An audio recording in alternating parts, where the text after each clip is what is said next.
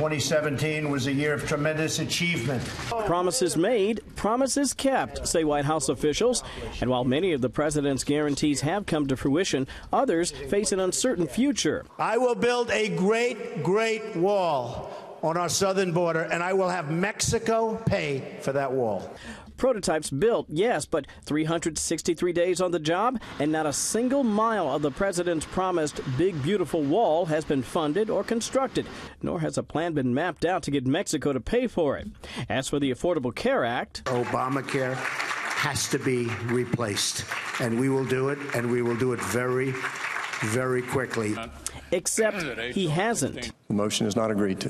Clearly a disappointing moment. White House officials acknowledged the failure to repeal and replace Obamacare was one of the biggest disappointments of the president's year, a hard-earned lesson for a political novice on the limitations of presidential power, though Congress did eliminate the individual mandate, and the effort to chip away at the law continues. Speaking of continuing, so does America's participation in the Iran nuclear deal. My number one priority is to dismantle the disastrous deal with Iran.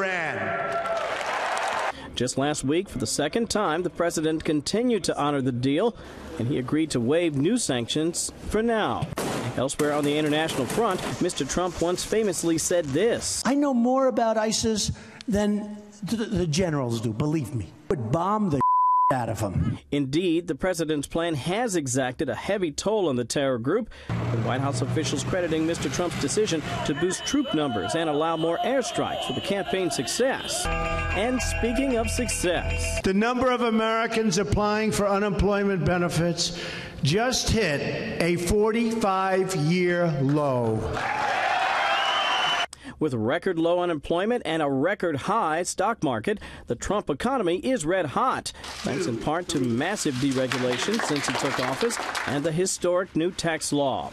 But the president's most enduring promise may have come by way of the judiciary. So help me God. Successfully nominating Neil Gorsuch to the U.S. Supreme Court and seating dozens of federal judges ultimately could do a lot more to cement his legacy than anything else he accomplished in year one.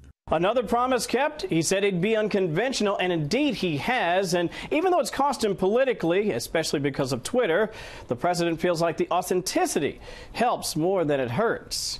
Brett? Kevin Corke in the White House briefing room. Kevin, thanks.